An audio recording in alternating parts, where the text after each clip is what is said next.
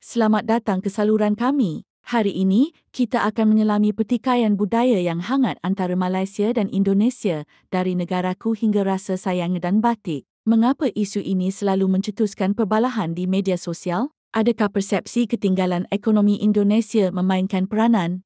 Dan bagaimana kita boleh menyelesaikannya? Jom, kita terus ke kisah warisan Melayu yang penuh warna ini. Budaya Melayu adalah warisan bersama Nusantara, merangkumi Malaysia, Indonesia dan lebih luas lagi. Sebelum sempadan moden wujud, tamadun Melayu seperti Sriwijaya di Sumatera dan Kesultanan Melaka menyatukan rantau ini melalui bahasa, seni dan adat. Tetapi apabila Malaysia dan Indonesia menjadi negara moden Indonesia pada tahun 1945, Malaysia pada tahun 1957, budaya ini mula diklaim sebagai milik eksklusif, mencetuskan pertikaian. Contoh besar adalah batik.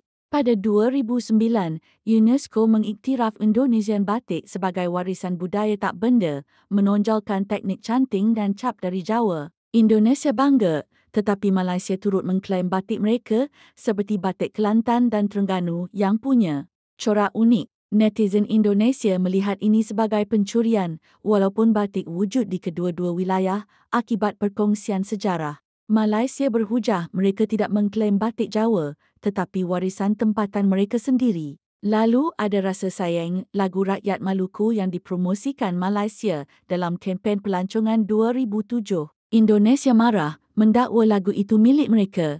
Malaysia menjelaskan ia warisan Melayu bersama, tetapi kurangnya kredit kepada Maluku mencetuskan kemarahan. Ini menunjukkan betapa sensitifnya klaim budaya tanpa komunikasi yang jelas. Sekarang, mari kita bincang lagu kebangsaan Malaysia, Negaraku. Lagu ini diadapsi pada tahun 1957, berasal dari lagu Negeri Perak, Terang Bulan yang popular sejak akhir abad ke-19. Ceritanya, Sultan Idris dari Perak melawat England pada tahun 1888 dan pembantunya mengadaptasi lagu Perancis, La Rosalie, untuk jadi lagu kebesaran Perak. Lirik ditulis oleh Raja Ngamano dan lagu itu akhirnya menjadi Negaraku, dengan lirik baru oleh Saiful Bahri. Namun ada kontroversi. Indonesia mendakwa Negaraku serupa dengan lagu mereka, Terang Bulan, yang digunakan dalam filem 1937. Malah keluarga komposer Indonesia, Saiful Bahri, mengatakan lagu itu ciptaan ayah mereka, diberikan kepada Malaysia pada tahun 1961. Malaysia menegaskan Terang Bulan wujud lebih awal sejak 1888. Dan kemiripan adalah kerana perkongsian budaya Melayu melalui perdagangan dan pelayaran. Semasa konfrontasi 1963, Indonesia sengaja menyanyikan Terang Bulan untuk mengejek Negaraku, sehingga Presiden Sukarno melarang lagu itu sebagai tanda hormat. Namun tidak semua orang Malaysia melihat Sukarno sebagai pemimpin yang baik kerana niat konfrontasi dianggap cubaan menjajah Malaysia. Di pihak Malaysia, Tunku Abdul Rahman menunjukkan jasa baik dengan enggan memijak potret Sukarno apabila diminta demonstran Melayu menonjolkan sikap hormat walaupun dalam ketegangan.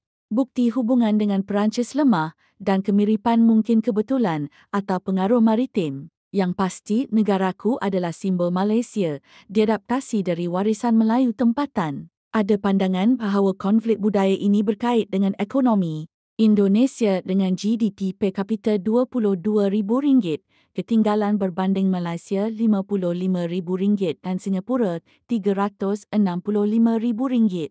Media sosial sering membandingkan infrastruktur moden Malaysia dengan cabaran Indonesia seperti korupsi dan kerja tidak formal. Baru-baru ini, media televisyen Indonesia membincangkan laporan Bank Dunia 2025 yang mendakwa 60.3% rakyat Indonesia hidup di bawah garis kemiskinan antarabangsa, iaitu RM600 sebulan. Tetapi, Badan Pusat Statistik BPS melaporkan kadar kemiskinan hanya 8.57% pada September 2024, iaitu 24 juta orang, berdasarkan garis kemiskinan tempatan RM150 sebulan. Perbezaan ini kerana Bank Dunia menggunakan standard global, bukan keperluan tempatan. Angka 60.3% ini mencetuskan sensitiviti kerana ia boleh buat rakyat Indonesia rasa tertinggal. Dalam psikologi sosial, perasaan ini boleh mendorong usaha menegaskan pride melalui budaya, seperti menuduh Malaysia mencuri rasa sayang atau batik. Namun, Malaysia juga turut memanaskan keadaan dengan promosi budaya yang kurang sensitif, seperti tidak menjelaskan asal-usul Maluku untuk rasa sayang. Jadi, bagaimana kita selesaikan konflik ini? Pertama, kita perlu akui bahawa budaya Melayu adalah warisan bersama. Batik, rasa sayang, malah melodi terang bulan adalah hasil perkongsian Nusantara selama berabad-abad. Menuduh pencurian hanya memecah belahkan kita. Kedua, Malaysia dan Indonesia perlu lebih telus. Malaysia harus menjelaskan variasi budaya seperti batik Kelantan atau kredit kepada Maluku untuk rasa sayang.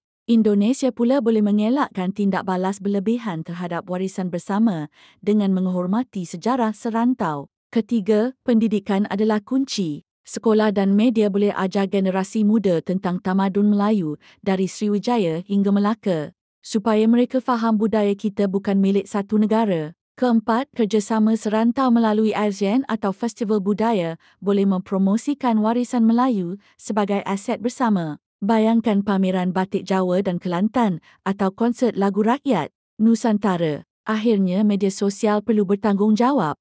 Influencer boleh fokus pada naratif positif seperti kemajuan ekonomi Indonesia dengan pertumbuhan 5% setahun atau kerjasama pelancongan Malaysia-Indonesia, bukannya memperbesarkan konflik. Klaim budaya antara Malaysia dan Indonesia menunjukkan betapa kayanya warisan Melayu tetapi juga betapa rapuhnya hubungan kita jika salah faham dibiarkan.